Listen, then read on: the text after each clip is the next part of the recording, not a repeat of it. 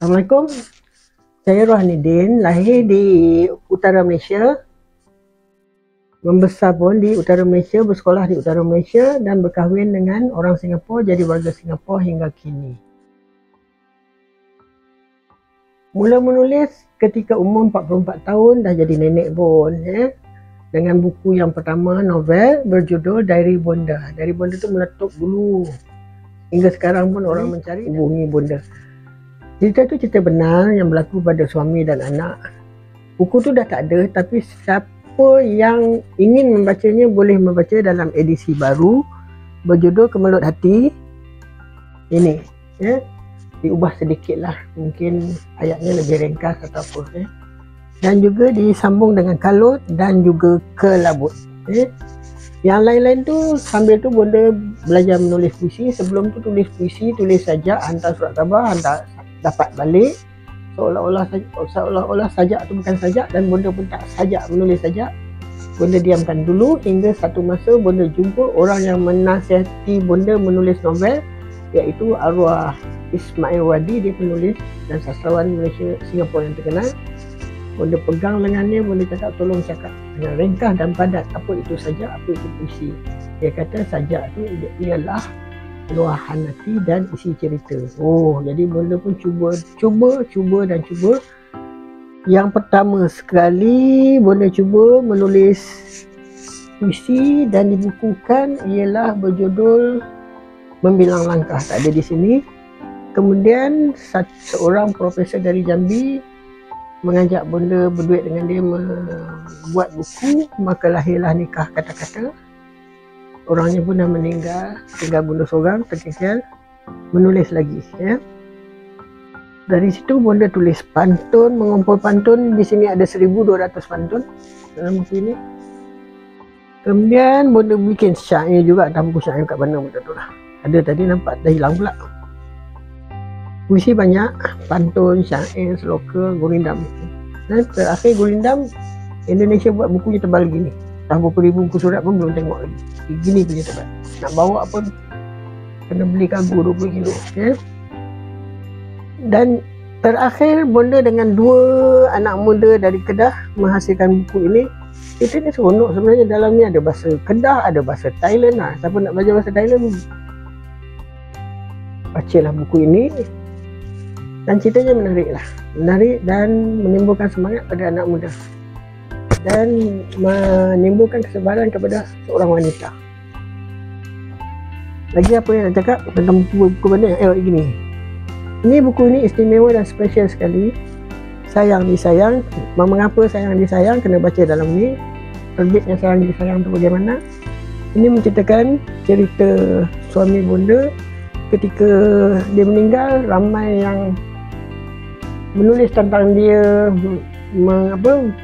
mengeluarkan balik kisah-kisah lama tentang dia. Jadi setiap hari tu di Facebook tu penuh dengan cerita Abah. Jadi Bonda bercakap dengan seseorang, boleh tak kita bukukan? Dia bersetuju, maka kita pun bukukan dah.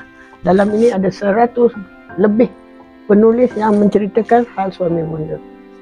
Dan doktor pakar jantung Bonda yang membaca buku ini, dia kata antara aunty dan uncle lebih hebat daripada Bonda. Iyalah, Bonda cakap itu. Kehebatan tu hak Allah dan Allah berhak memberi pada sesiapa saja. Betul tak? Dan lagi apa Bonda nak cakap? Ini Carilah Embun. Carilah Embun ni Bonda teringat pesan nenek. Pagi-pagi tu duduk termenung kat tangga, dia cakap cuba pergi ambil embun dalam hujung-hujung daun tu, terutamanya hujung daun jambu, titik dekat mata, insya-Allah mata akan terang. Mungkin juga apa yang dikatakan oleh nenek Bonda itu nenek buat. Nenek Bonda kata Bonda buat. Carilah embun di ujung daun jambu, titikkan mata terang sampai dah umur 70 tahun tak pakai mata. Mungkin saja kebetulan. Tapi betul orang tua-tua dulu memang betul. Lagi apa nak cakap? Banyak sebenarnya tapi tak larat nak bawa.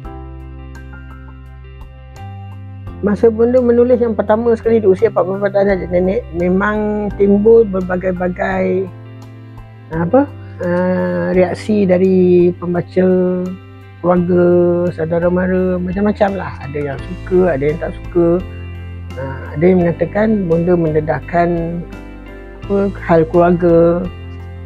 Tapi bila dah akhir-akhir dah sampai 10 tahun, 20 tahun tu, masih juga orang pertikaikan. Terutamanya kawan-kawan suami lah di kedai kopi tu pernah berkata, bini kau ni bercerita tentang keluarga kau, tentang kau tak marah ke? Suami balik bercerita dengan bonda, dia bilang kawan-kawan dia tanya begitu. Bonda cakap, apa yang Aman jawab? Nak tanya, nak tahu apa jawapan dia. Kalau negatif, bonda akan stop lah. Kalau positif, bonda akan fikir lah. Kalau di atas pagar pun bonda akan fikir.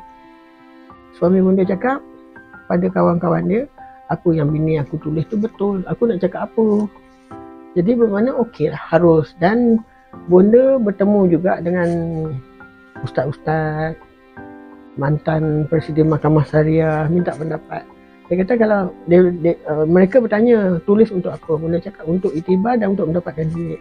Dia bilang kalau untuk iktibar hukumnya harus. Maksudnya bonda tu sajalah untuk iktibar. Dan juga adunan-adunan dan aliran bahasa itu bonda tu buat untuk ditinggalkan kepada anak-anak cucu bonda yang bonda tengok sekarang tak kerti nak cakap bahasa Melayu.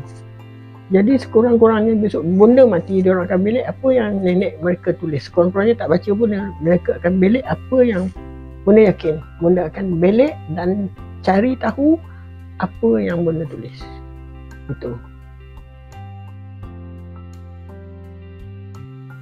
Dalam penulisannya sebenarnya dalam diam suami ini memang bagi sokongan. Lama-lama dia tetap bagi sokongan, terutamanya bila kembara. Bonda cakap kembara lah pasal bonda suka berjalan. Dia akan bembet dan kepit dan akan peluk laptop bila bonda bawa laptop. Dia akan peluk laptop bonda tu sebagai memeluk bonda juga. Dia akan jaga. Bonda pun kadang-kadang tinggal laptop tu lupa kat mana aku letak, tapi dia akan tetap dalam pelukan dia laptop tu. Jadi bila kenangan manis masa menulis masa Abah ada, bila bonda menaik tu dia akan tengok TV dengan suara yang pelan. Bonda pun tak kacau. Bonda hilang dalam dunia bonda, dia hilang dengan dunia dia. Tapi dia akan memerhati bonda. Kalau bonda kata picit kepala sakit kan, tahu apa dia buat? Dia pergi dapur, dia kacau Milo, dia bagi. Siapa suami yang boleh buat baju? Dia kata nah minum ni. Kalau tak hilang sakit kepala tidur je gitu. Apa ambil beratnya dia tentang bonda. Bila dia tak ada tu, perkataan tu tak ada, rasa hilang lah gitu. Kadang-kadang bonda hilang perkataan, tak tahu perkataan apa, perkataan ni barang apa, dia pun tak tahu. Dia cakap mau duduk dan diam lah macam tu.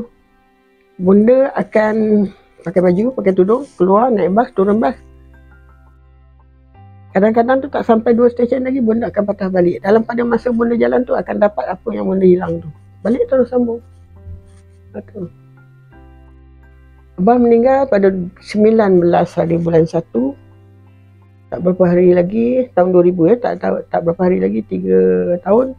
Dan bonda selama 3 tahun dia meninggal tu, bonda rasa ada yang masih belum tahu. Sebab apa? Baru-baru ni driver bas, ada satu bas 28 tu, bas tu lalu di masjid yang selalu Abah pergi. Bila bonda naik bas tu, driver tu tengok aja. Sekali dia bilang, pakcik mana? Bonda tak terkata apa, sebab juga dengan tersentak dan sebab je. Pakcik dah tak ada. Dia pun melopong mulut, dia cakap bila dah 3 tahun? Yalah pasal kita PKP pun dah 2 tahun. Dan sebenarnya bonda pun sakit, bonda cakap gitu. Dia bilang, Fatihah je lah untuk dia makcik ya. Okay. Bermakna ada yang masih tak tahulah. Bonda rasa masih ada yang tak tahu juga.